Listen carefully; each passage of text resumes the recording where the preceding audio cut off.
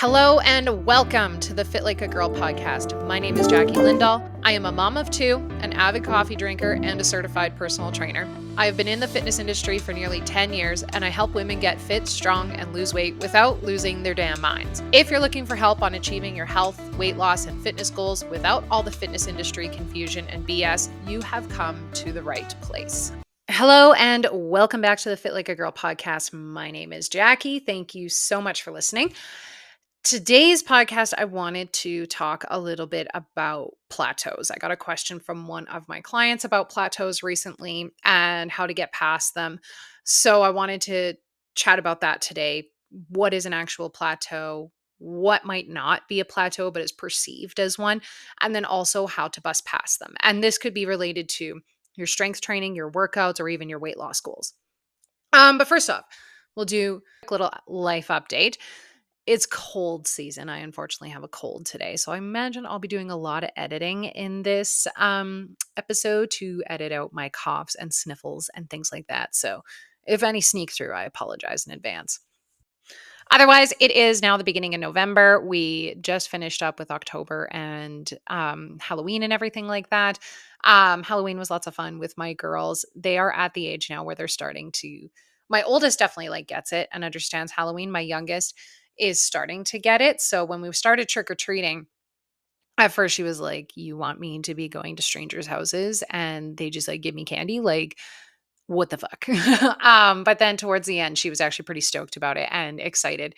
My oldest is also getting to the point where she wants to trick or treat with her friends. So when we were out trick or treating, we actually met up just by chance with some of her daycare and school friends, and it was a group of them. And she was feeling a little bit left out because obviously, her daycare friends are trick or treating without her essentially. And she felt really sad and I felt bad for her. So I was like, okay, well, let's just go and catch up with them.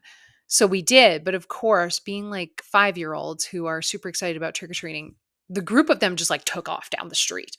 And us parents were basically yelling for them to come back. Thankfully, it's a very small town, not a lot of traffic. But in doing that, I ditched my husband and my 2-year-old for an hour. Trying to catch up with my oldest and just make sure that she didn't jump into traffic or something like that with her friends. Um, but either way, they had a great time. It was lots of fun. And we are almost made it through our candy stash. I think we're about a week out of Halloween. And we've just about made it through the entire candy stash, which I'm actually pretty impressed with. So I'll be happy to get that out of my house.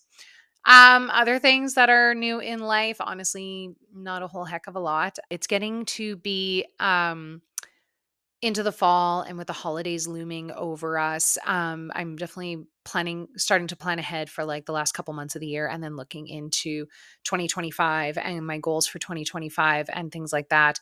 And yeah, I'm excited for what the, end of the year and potential new year is going to be bringing. By the time that this podcast comes out, I'm also going to be doing my final intake of clients for the year. I do currently have some spots open for intaking new clients. So I will be doing a intake for clients for before the end of the year. And right now, in all honesty, is a bit of a tricky time for people to want to start a fitness journey, let alone get into training, because we have the holidays looming over us. We just finished Halloween. If you are American, you have American Thanksgiving coming up. We already had our Thanksgiving back in October. And then you have basically the month of December, which for a lot of people is super busy between holiday parties. And if you have kids and there's Christmas concerts, preparing for Christmas, all of that kind of stuff, it's a lot. And this time of year, often people will kind of look ahead to the next couple of months and they'll go, oh, the last thing that I want to do is work on my nutrition and workouts. Even though they may have goals in mind that they want to do, usually by this time of year, people are kind of like, fuck it, we'll just wait till the new year. And I mean, I get it. I completely get it. Uh, for devil's advocate reasons, I do feel like this time of year is actually not a bad time to start. And there's a few reasons for it. Number one, I am very much if it's on your mind, just start now and just do it. Quit overthinking it, quit procrastinating about it. You've been thinking about this and procrastinating it and putting it off long enough. You have to pull the trigger eventually. And I'm very much that type of person where I'm like, okay, if I've been thinking about it and stewing on it long enough, like this is obviously a sign I just need to do it now, even if it's not perfect timing. The other thing is that, yes, the holiday season is busy and there's a lot of things coming up for the holiday season. And a lot of times people don't want to start a fitness program when they're busy. And I get that. I get it. But oftentimes, starting during a busy season, such as looming holiday season, summertime when you're crazy busy, it's actually a really good time to start because then you're having to work on prioritizing your workouts and prioritizing your health for your goals, prioritizing these goals during a busy time. The number one time when people fall off their goals is during a busy season. Whether it's summer, whether it's the holidays, things get busy. They push themselves and their priorities in terms of their goals down the list. And eventually they just say, fuck it, I can't handle it. And it often happens during the holiday season or this kind of last busy quarter of the year where people will say, screw it, I'll just deal with it in January. But then they actually start off in January far worse than if they would have just started in October and did their best to stay consistent, even though it wasn't perfect for the last few months of the year. And so that is my kind of reasoning for there's nothing wrong with starting in November. It's actually, I feel like, a positive thing. You'll be able to make progress, get yourself through the holidays on a good note, be able to, like, one thing that I really focus on with my clients is being able to enjoy the holidays and having that balance and come out of the holidays feeling good and not like, well, shit, I just threw my goals and everything out the window. And it is possible to find that balance. Um, and then you'll be starting in January already leaps and bounds ahead than if you stopped at the beginning of November or you decided not to start at the beginning of November and you just said screw it and you just let the rest of the year ride doing whatever you wanted and not putting any thought or effort towards your goals. So, that all being said, I will be doing a final intake of clients by the time this podcast does come out. If that's something that interests you, find me on my socials, reach out to me, ask me questions. I like it when people message me and ask me questions about my programs and how things work and whatnot, because number one, I love to be able to just talk to people and just find out like where you're at right now, what's going on. And then usually what I do is book a phone call and then we can actually like get into the depths of what you have going on, what your goals are like, what your level of commitment is able to be. And then we can determine whether or not my program is the right fit for you because it's not the right fit for everybody. Let's be honest here. And I don't want to sign somebody up unless they are 100% sure that this is the right thing for them. I don't want people to feel pressured into anything. So during our call, I am very much, I just want to ask questions. I want to learn more about you, what you're dealing with, what you're going through, what your goals are. And then here's the information. If you feel like this is going to be helpful for your goals, great. If not, here's some additional information on ways that you can take it from here by yourself. So, anyways, that all being said, I will be doing that final intake here right away. And if you have questions, find me on my social media and we can chat and see if it's a good fit for you. Okay, so let's talk plateaus. Um, I'm going to go over a few, like quite a few kind of things, because there's a lot of nuances to this topic and what is actually a plateau, what is not a plateau, and then how to bust past an actual legitimate plateau versus what might not be a plateau, but you think it is, and how to kind of get around that. So let's kind of go over what is a legitimate plateau. So, plateau is when you notice your progress for either your weight loss goals, for your weightlifting goals, your running goals, whatever that goal might be. You notice your progress level off. And you're, even though you're staying consistent and even though you're staying on track, you just aren't seeing any progress. And I'm talking, and sometimes during a plateau, people will actually see their progress slide backwards the wrong direction, which can be really frustrating. Um, True, legitimate plateaus really only truly happen in more intermediate to advanced people or people who are farther along in their journey than beginners. Um, a plateau is when you are seeing that stagnation for weeks, even months, not a couple of days, not even 2 weeks, not even 3 weeks. I would argue a true plateau is kind of 4 to 6 weeks, even longer. And a lot of people, especially beginners, you will see a tiny plateau, we'll call it, of a week, 2 weeks, even a couple of days, and they start to get impatient and freak out. And they'll be like, oh, I plateaued. That's not a plateau. The scale not changing for a week when you're towards the beginning of your journey, or even less than a year into your journey, we'll call it, that's not really a plateau. The scale not changing for several weeks when you have already lost a lot of weight and you're kind of down to the last few 10 to 15 pounds, even 5 to 15 pounds, and you're noticing that stagnation for weeks on end, that would be a true plateau. What people often think is that plateau, like I said, is that the scale maybe isn't changing as quickly as they thought it would, or it's kind of being stagnant for a week, maybe 2 weeks, maybe even 3 weeks, and they're not seeing that movement that they want to see, or the same movement that they maybe saw earlier in their journey.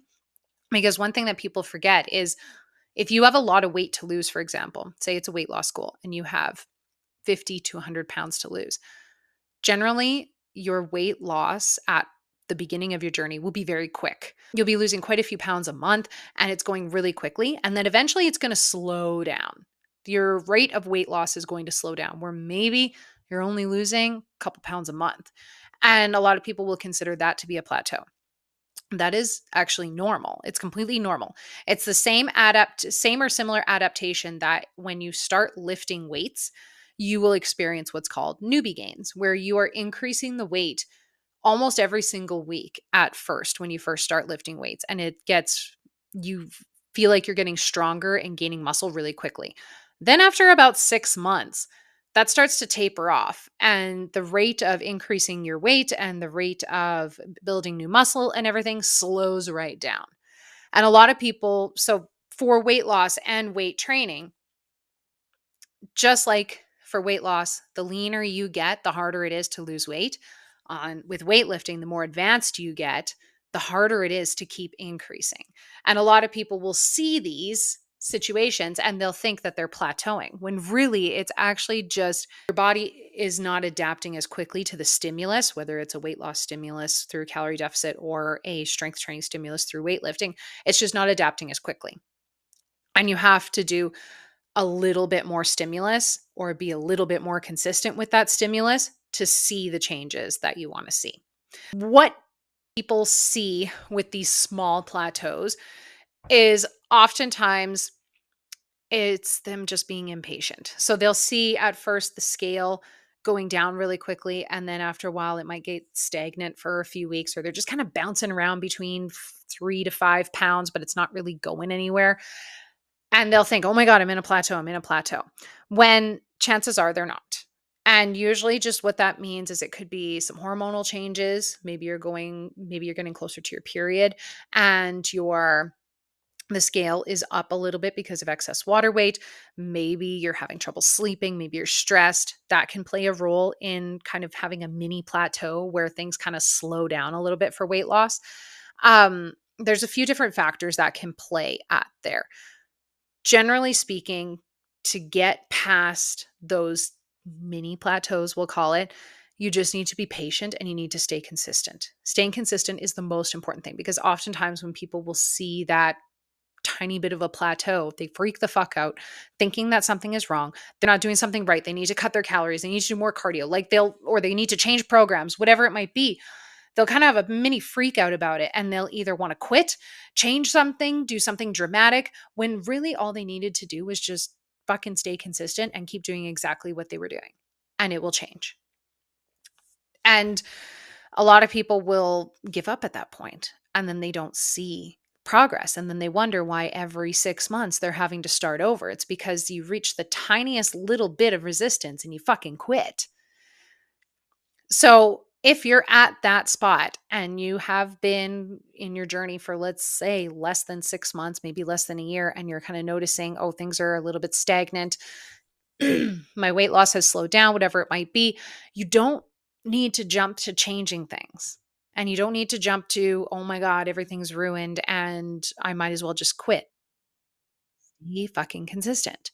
Stop freaking out over the smallest little things and just stay on track. Do exactly what you've been doing. Maybe you need to take an evaluation of what your consistency has actually been like versus what you think it's been like. So busting out the consistency calendar, tracking your consistency with your workouts, your nutrition, whatever that might look like. Oftentimes there's usually something there. And then otherwise just keeping that 80% consistency and just keep plugging away at it and things will progress. Now, a plateau a true plateau is, like I said before, longer than just a few weeks of no progress. A lot of people will think that a plateau of 1 to 3 weeks is, oh my gosh, I'm in this plateau. What do I do about it? That's not really a plateau. A plateau is legitimately 4 to 8 weeks, if not longer. Like I mentioned before, one thing that so if you're experiencing a mini plateau, like we talked about, where it's just a couple of weeks where nothing's really changing, how do you bust past that? First thing is check your consistency. Like I already mentioned, track your consistency, maybe set some goals. You could take a look at your steps, your nutrition, your workouts. You could take a look at maybe your rep ranges. How often are you increasing your weight for your workout? What's your intensity like for your workouts? Those kinds of things can be helpful. So, setting consistency goals, being patient, and otherwise just really honing in on that. Sometimes maybe people need to bump up how consistent they're being. So, maybe you're only being 70% consistent and you need to bump that up to closer to 80% or even 90% sometimes if people are really struggling and they're kind of at that last few pounds of their goal. You generally need to be more consistent than when you were at the beginning. But yeah, so that's when we're seeing those kind of like mini plateaus. It's not a true plateau. It's just kind of a temporary thing. And honestly, you just need to work on getting past it. Now, a legitimate plateau, generally, this is happening more the farther along you get in your journey. They're normal. And like I said, it's more kind of your intermediate to advanced, or as people get closer to their weight loss goal, you'll see this happening. Um, Generally you do need some strategy for getting past that. And sometimes, like I mentioned before, people will even see a regression where, say, you're trying to hit a deadlift goal, and as you get closer to it, you notice yourself plateauing off, and then you actually kind of notice your strength decreasing a little bit. um and those types of situations, what can be helpful is doing a deload. So if you've been really consistent, like I'm talking like super consistent for 6, 8, 12, 16 weeks, like you've been super consistent for a long time, over 80% consistent. I'm talking like 90 to 100% consistent. And you're starting to see that plateau happening week over week. Could be a weight loss plateau. It could be a strength training plateau or running plateau. What can actually be really helpful is doing a deload, where if you back off your weights in the gym, back off of your running if you're running, go take your calories up to maintenance if it's a weight loss goal for 1 to 2 weeks, even 3 weeks, depending on where you're at. What that does is it gives your body time to rest, time to recover. If you're adding more calories and you're kind of hanging out around maintenance, it actually helps boost your metabolism a little bit because your metabolism isn't fighting to be in a calorie deficit all the time. And then what actually happens is what's called super compensation, where having that deload, you come back better after that. So you will come back feeling stronger, more rested, more recovered. Your muscles have had a chance to heal and your metabolism will be feeling refreshed. So that is generally one of the best ways to bust past a plateau, a true legitimate plateau, whether it's a weight loss goal or it's a strength goal, a running goal, is that deload, giving yourself 1 to 2, and even for like really advanced lifters or somebody who is in competition for something, um, generally speaking, you want to kind of have that deload right before your competition or whatever that might look like. Basically, you might want to have that deload like right before your peak, where you need to be peaked at, so that when you come back after that deload, you're going to be better than when you left or than before that deload. Um, that's generally one of the best things. Now, like I said, this really applies for like intermediate to advanced people who have been ruthlessly consistent for a long period of time. Most people, I would say the average person, especially people that I work with, they generally don't need to do a deload. Most people naturally deload themselves. Generally, they'll take a break on weekends, they'll go on vacation. They have weeks where they're not as consistent with their goals. Maybe they didn't hit their workouts because of whatever reason, or they went on vacation, increased their calories. People kind of naturally work in deloads themselves where they don't really need to have a scheduled deload. But for people who are intermediate to advanced, training for something, have a goal in mind, have been ruthlessly consistent, then working in deloads into your program every 6 to 12 weeks, depending on what the goal is important so that you don't burn out and you continue making progress.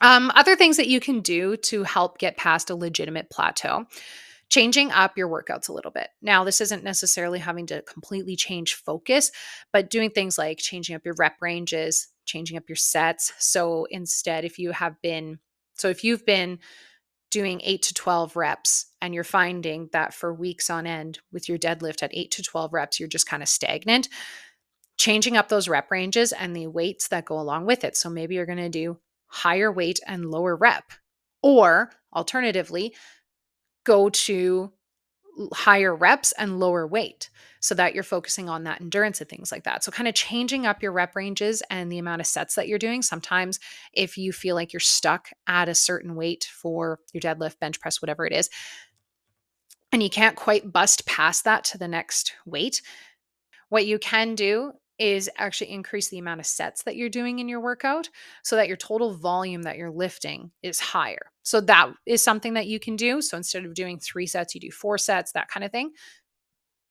Other things that you can do is change your split up.